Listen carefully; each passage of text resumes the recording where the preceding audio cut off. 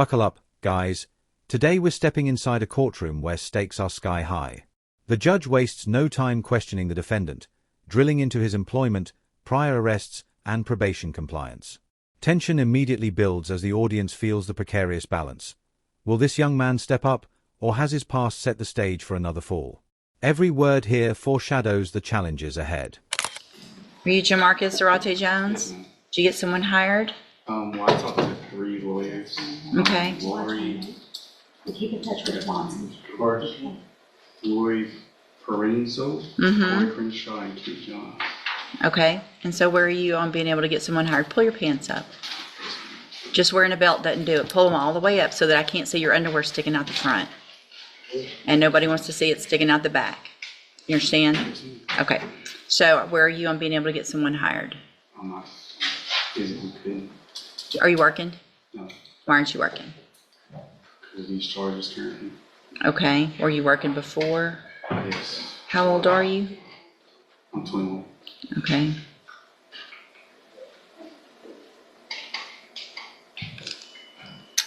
So you're on, have you been going to probation like you're supposed to?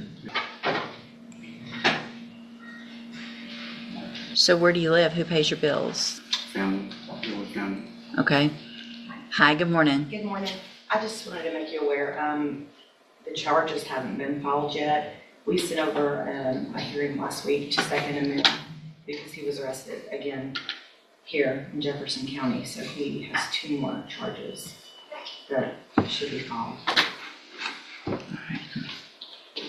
What'd you get arrested for? Just being with the wrong crowd at the wrong time. Sounds like you are the wrong crowd. You're not? You're on probation for theft of a firearm and you've been arrested twice now? Since this, right? Is that what you're saying? Yes, ma'am. Well, he was. The courtroom heat turns up as the judge reveals the defendant's probation violations and recent arrests. Marijuana and gun possession while on probation escalate the stakes. Bond is slammed to $200,000, signaling the severity of the situation. The defendant is caught in a web of prior mistakes, and the audience feels the suspense mounting. Can he navigate this without tipping over into serious consequences? Arrested in March, but he was also arrested June the 18th for possession of marijuana and unlawfully carrying a weapon. Have a seat in the jury box. We're going to have you tested and then I'm going to decide what to do.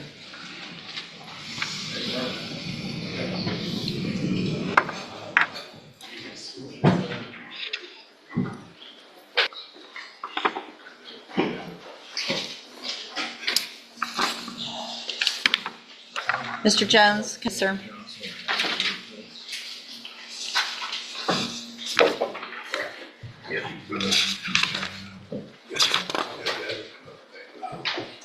So you only tested positive for amphetamines, and it looks like you have a prescription, but I want to go through real quick. I don't know. Hold on, let me read this police report real quick about your last arrest.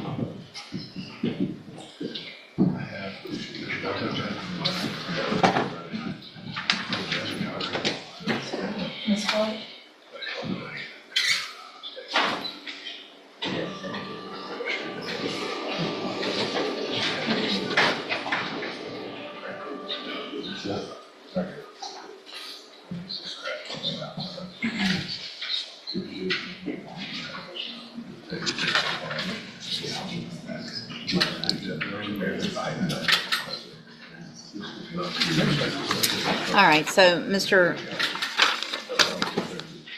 Jones, obviously, hold on a second, you're on probation for theft of a firearm. You've been arrested just last week before last. And we're able, I guess, did you make a bond in the new case? Yes, ma'am. Because you're on probation for the felony offensive theft of a firearm, and because you were arrested in a vehicle that looks like, allegedly, obviously you've not been charged with it, but there was marijuana in the car near the seat where you were sitting. It smelled like y'all had been smoking marijuana, and there was a gun in the glove box where you were sitting. So I'm going to find that the bond that I set in the motion to revoke your probation case is not in the best interest of our community. I'm going to find that because you've been arrested while you were on that bond, that it is appropriate for me to raise that bond. And at this time, I'm raising your bond to $200,000. Now the judge digs into the defendant's history, past felony probations, and whether he's truly rehabilitated. The defendant attempts to explain his sober 3 years and work ethic, but every claim is measured against prior failures. The tension here is palpable. The courtroom watches as every explanation is weighed, testing whether he deserves another chance or if his past will dominate his fate. You can go back with the bailiff. Yes. Hand it to the bailiff.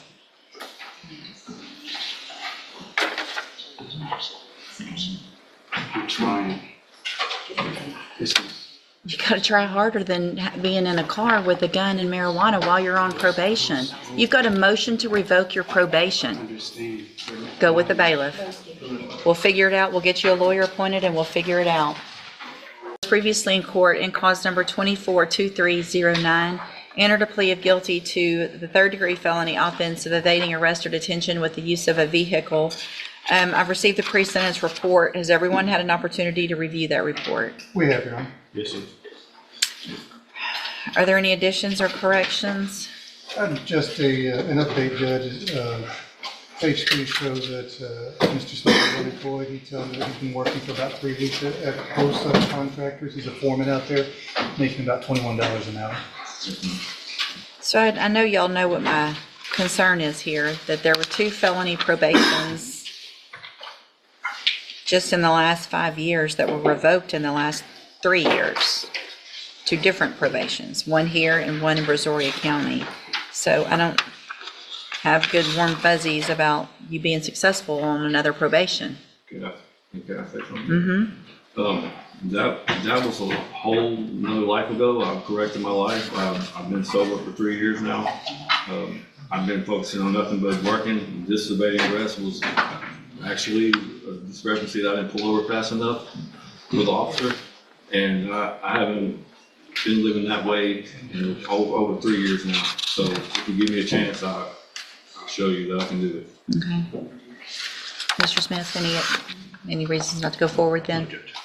All right, so I'm going to give you this opportunity. I do hope you take advantage of it and that you really have made those changes. I'm going to find sufficient evidence to find...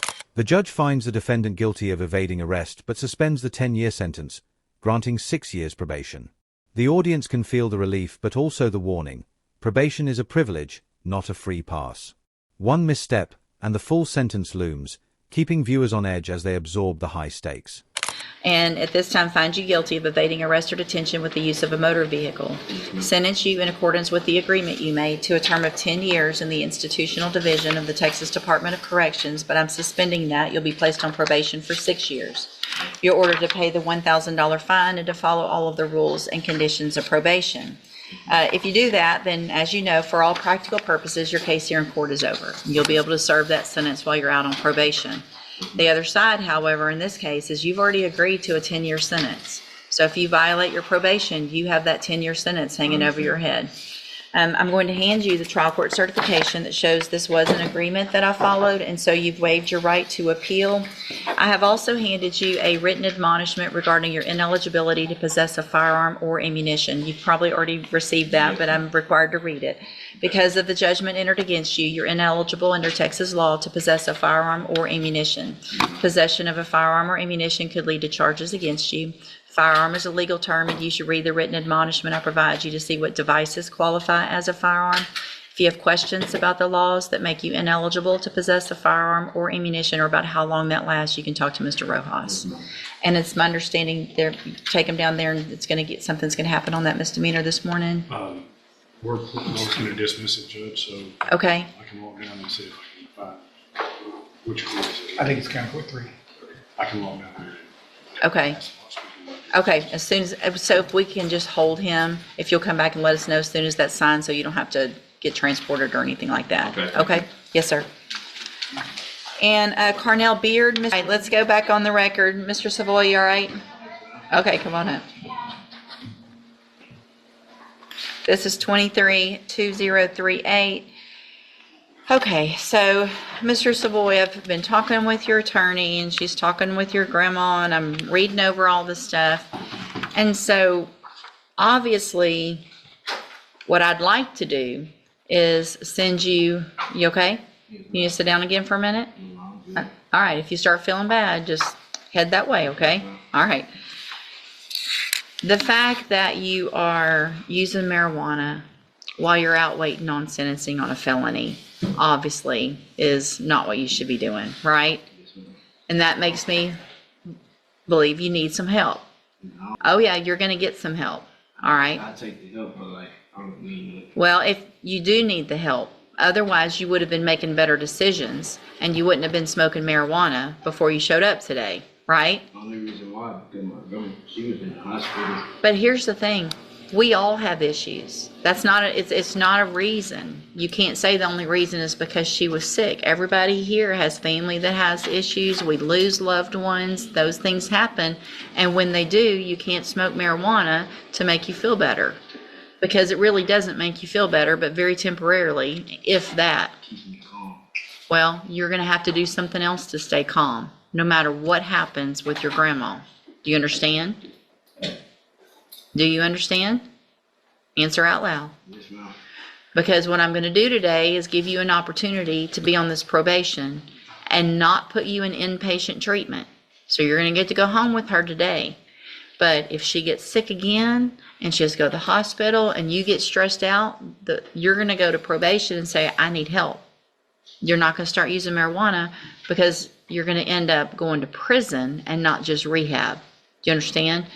So what I'm going to order some help though, and you are going to be required to follow all of those conditions of probation, even if you don't think you need the help. Yes, ma'am. So I'm going to find that you previously entered your plea of guilty freely and voluntarily.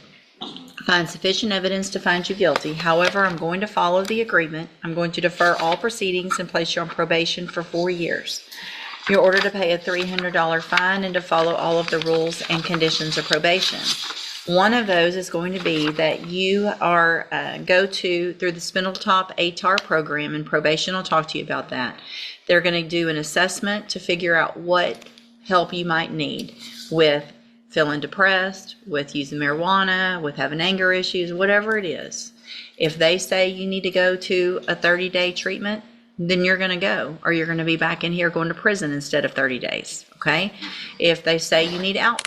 Here, the judge provides personal guidance, addressing marijuana use and coping strategies. She emphasizes accountability while offering support, creating a tense yet hopeful dynamic. Every decision matters. Missteps could mean prison instead of probation. The audience witnesses the careful balance of justice and opportunity, and the suspense builds as the defendant navigates this critical moment of choice. Patient, whatever they say you need, I'm ordering you to do, whether you think you need it or not. That's so that you can be successful. You're also going to be required, at least for some amount of time, to wear a drug patch. You have 2 days, 48 hours to get that drug patch put on. Probation can tell you where you can go get those done. You have to get them changed every 2 weeks. Yes, ma'am. Okay? I had one before. You did while you were on bond? Yes, ma'am. Okay, so you're going to have to wear that because, and if they test positive, you know what's going to happen. Yes, ma'am. Okay. I had one other thing I was going to, hold on. Obviously, you cannot be in possession of any gun. Okay? Oh, I know. You're going to get your GED. It should be important to you just like it's important to me. So probation will tell you need to get that program started within probably 45 days or so. You need to start taking the classes, taking the test. It's only going to help you be more successful so that you can kind of break this cycle. I know you have your grandma. I know your history because I'm reading it here with regard to your parents, and you want to do something different, right? So that's what we want you to do while you're on probation, is give you the tools to head your life in a whole different way. And getting your GED is going to help you get a better job and be able to do that. Okay, so that is part of your probation. All right. If you do everything you're supposed to on this probation, this is a great opportunity because you are not a convicted felon. So you can still get better jobs, you can still live places and go places, vote, all those things that everybody else can do. If you do violate your probation, you don't follow the rules, you're going to be back in here, you could become a convicted felon, and you could go to prison for anywhere up to 10 years. Do you understand? Yes, ma'am. All right, I'm handing you the trial court certification that shows this was an agreement that I followed, and so you've waived your right to appeal. You need to have a seat here in the courtroom. Probation, this lady right here is going to call you up at her desk when she's ready to go over your paperwork. All right, take advantage of this opportunity so that you can be out there and help your grandma. Otherwise, you're not going to be. All right. In this final segment, the judge outlines probation rules, mandatory programs, GED requirements, and drug patch monitoring. The defendant's future hangs in the balance. Success brings freedom and opportunity. Failure means prison. The courtroom closes with clarity and authority. Remember to like the video and subscribe to the channel, and we'll see you in the next video.